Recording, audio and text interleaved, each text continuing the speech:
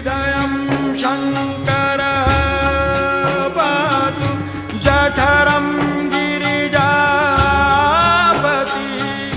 नाभिं मृत्युञ्जयः पातु कटिव्याघ्र। नमस्कार दोस्तों, मेरा नाम निपुण जोशी है और समय आ गया हमारी इस नवग्रह श्रृंखला में राहु ग्रह की स्थिति 12 राशियों में विस्तृत तरीके से समझने का। आज इस वीडियो में हम लोग ये जानने की कोशिश करेंगे कि अगर किसी भी समय आप लोगों ने पत्री में राहु ग्रह की स्थिति पाई मीन राशि में और केतु ग्रह की स्थिति पाई कन्या राशि में तो किस तरीके के फलों की उम्मीद करी जा सकती है। अब देखिए, इस प्लेसमेंट को भी समझने के लिए हम लोग वही पैटर्न फॉलो करेंगे जो हम लोग अभी तक इस पूरी श्रृंखला में फॉलो करते आ रहे हैं। पहले मैं आप लोगों को राहु और केतु ग्रह के बारे में बता देता हूँ, उसके बाद मैं आप लोगों को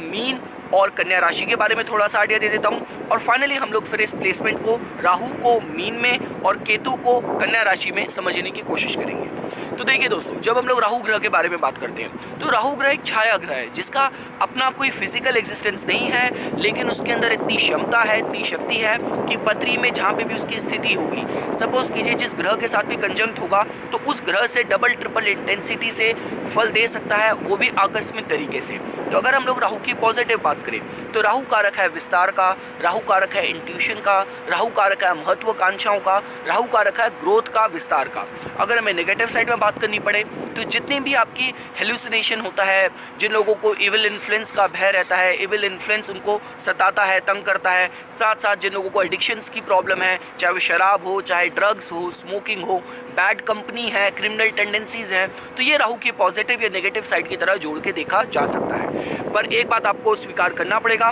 कि आज के ज़माने में, इस कलयुग में, जो ग्रह सामर्थ्य रखता है आपकी सारी इच्छाओं की पूर्ति करने का, वो सिर्फ राहु ग्रह ही है। अब जब हम लोगों को केतु ग्रह के बारे में समझना हो तो देखिए दोस्तों, केतु को हम लोग मेडिटेशन से, मोक्ष से, योग से जोड़ के क्यों देखते हैं? क्योंकि केतु आपको आपकी पास्ट लाइफ की जितनी भी आपके कर्मास हैं उनका अकाउंट्स, उनकी जानकारी दे सकता है। केतु आपकी पत्री में एक ऐसा ग्रह, एक ऐसी चाबी है जो आपके पास्ट लाइफ के सारे आपके जो मिस्ट्रीज हैं, जो रहस्य हैं, वो सारे खोल के आपको दे सकता है। साथ ही साथ दोस्तों देखिए, केतु को हम लोग मोक्ष से इसलिए जोड़ के देखते हैं क्योंकि शनि ग्रह भी किसी को एकांतवास दे सकते हैं, किसी को बहुत ही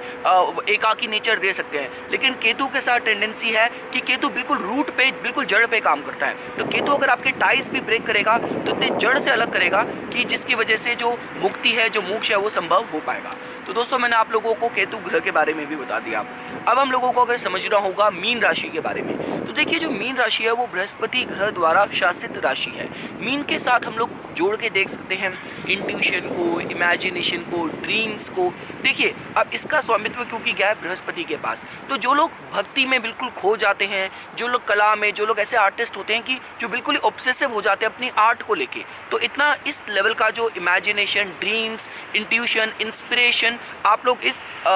मीन राशि से जोड़ के देख सकते हैं। जो एक ही चीज़ है जो लोगों को सीखने की ज़रूरत है, इम्बाइब करने की ज़रूरत है, वो है प्रैक्टिकलिटी, जिसके लिए आपको जाना पड़ेगा ऑपोजिट राशि में, जो कि है कन्या राशि। कन्या राशि दोस्तों देखिए बुध ग्रह की रूल्ड राशि है। कन्या को हम लोग परफेक्शन से जोड़ के देखते हैं। किसी भी तरीके की स्किलफुलनेस की बात की जाए, अब चाहे आप डॉक्टर हैं, सर्जन हैं, या आप सपोज कीजिए कोई कारपेंटर हैं, कोई मैकेनिक है, तो जितनी भी हम लोग स्किल की बात करते हैं, परफेक्शन की बात करते हैं, हीलिंग की बात करते हैं, वो सारी चीज़ें हम लोग इस कन्या राशि से जोड़ के देख सकते हैं। अब आप लोगों को ये समझना है कि सपोज कीजिए अगर आप लोगों ने पाया कि राहु ग्रह की स्थिति है मीन में और केतु चले गए कन्या में, तो किस तरीके के फलों की उम्मीद करी जा सकती है। तो पहले मैं आप लोगों को केतु का जो कन्या में फल है उसके बारे में आइडिया देता हूँ। जैसा कि मैं अभी तक आप लोगों को बताता आ रहा हूँ, पत्री में जहाँ भी केतु की स्थिति होती है आपको पास्ट लाइफ के एक्सपीरियंसेस, ये टैलेंट्स के बारे में थोड़ा सा आइडिया लगता है। तो ये तो माना जा सकता है कि जातक की जो पास्ट लाइफ थी वो इन चीज़ों में समर्पित रही हो, कि जहाँ और लोगों की मदद करना हो,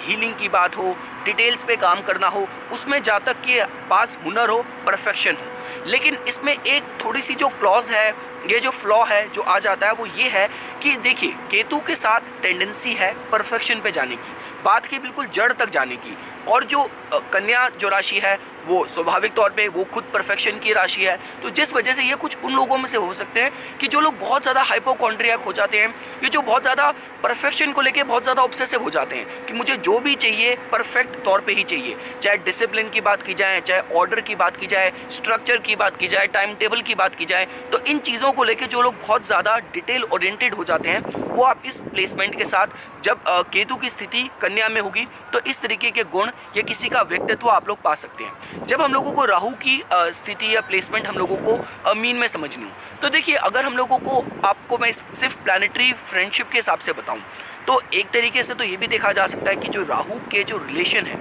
वो मीन के जो लॉर्ड हैं बृहस्पति, उनके साथ न्यूट्रल रिलेशनशिप है। तो एक तरफ लगेगा कि शायद यहाँ पे इतने अच्छे फल ना मिले, तो ऐसा नहीं है, क्योंकि देखिए राहु का जो कायोटिक नेचर है, राहु का जो चाइल्ड लाइक नेचर है, जो महत्वाकांक्षाएं हैं, उसको बृहस्पति अपने ज्ञान से कंट्रोल कर सकते हैं। तो जिस वजह से जनरली देखा गया है कि देखिए बृहस्पति की तो जो चाहे प्लेसमेंट हो पत्री में, चाहे उनकी दृष्टि हो, उसमें अमृत ही अमृत है। तो बृहस्पति ऐसे ग्रह हैं जो पत्री में किसी भी दोष को कंट्रोल कर सकते हैं। तो जिस वजह से अगर ये प्लेसमेंट के हिसाब से देखा जाए, ये सिर्फ फर्क इस पे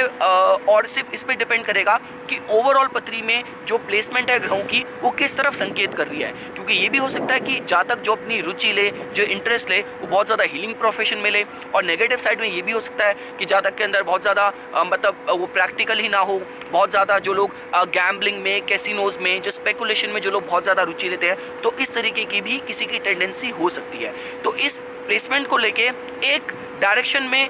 फल बताना थोड़ा सा डिफिकल्ट है, पर हाँ मैं ये कह सकता हूँ कि अगर हमें वेल सूटेड ऑक्यूपेशन भी इस प्लेसमेंट के साथ जोड़ के देखने हो, तो जो लोग आपके मेडिकल इंडस्ट्री में जो लोग सफलता पा सकते हैं, फार्मास्यूटिकल इंडस्ट्री में सफलता पा सकते हैं, नर्सिंग, हीलिंग प्रोफेशन हो गया, या म्यूज़िक इंडस्ट्री हो गया, फिल्म इंडस्ट्री हो गया, तो ये कुछ प्रोफेशन है जिसमें किसी को बहुत अच्छी सफलता मिल सकती है। क्योंकि आप दोस्तों ये बात देखिए, छठा भाव है वो ऑलरेडी परफेक्शन का है, ऑलरेडी हीलिंग का है, और जो 12th हाउस है, 12th हाउस को भी हम थोड़ा बहुत हीलिंग साइंसेस के साथ जोड़ के देख सकते हैं, आपकी सबकॉन्शियस से जोड़ के देख सकते हैं। तो जिस वजह से ये प्लेसमेंट इस तरीके के जो ऑक्यूपेशन है उसमें किसी को हेल्प कर सकती है। अगर हम लोगों को इस तरीके से समझना हो कि जातक उस प्लेसमेंट के साथ जो लाइफ में मैक्सिमम अपॉर्चुनिटीज़ हैं, वो ड्राइव्स हैं, कहाँ मिलेंगी, तो जहाँ पे भी पत्री में जो राहु के राशि लॉर्ड हैं बृहस्पति की जहाँ भी पत्री में स्थिति होगी, वहाँ पे जातक को मैक्सिमम अपॉर्चुनिटीज़ और ड्राइव इस जीवन काल में मिलेगी। और जहाँ पे भी केतु के जो राशि लॉर्ड हैं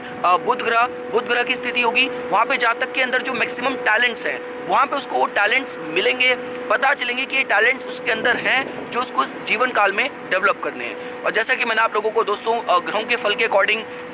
बता ही दिया है कि केतु के बुध के साथ एक न्यूट्रल रिलेशनशिप है। तो केतु का जो समय होगा, मैं मटेरियल प्रोस्पेरिटी के हिसाब से तो इतना प्रॉमिसिंग नहीं कहूँगा, पर स्पिरिचुअल इंक्लिनेशन के हिसाब से समय अच्छा होगा। भैया आप एक बात देखिए, अगर आपको चाहे एक अच्छा परफॉर्मर बनना है, आपको अच्छा आर्टिस्ट बनना है, तो फ़र्क सिर्फ यही आता है कि पहले आप जो केतु और कन्या में है वहाँ पे परफेक्शन पाइए, और उसके बाद एक डीप इमेजिनेशन लेवल पे जाके एक परफेक्शन लेवल को जो आपने पा लिया है उसको परफॉर्मेंस के बेसिस पे अपने को साबित कीजिए। तो ये कुछ बातें थी दोस्तों जो आज मैं इस पर्टिकुलर कॉन्फ़िगरेशन प्लेसमेंट के अराउंड आप लोगों को बताना चाहता था। इसी तरीके की वीडियोस की समय समय पे अपडेट प्राप्त करने के लिए कृपया करके मेरा यूट्यूब चैनल सब्सक्राइब कीजिए और मेरा फेसबुक पेज लाइक कीजिए। धन्यवाद।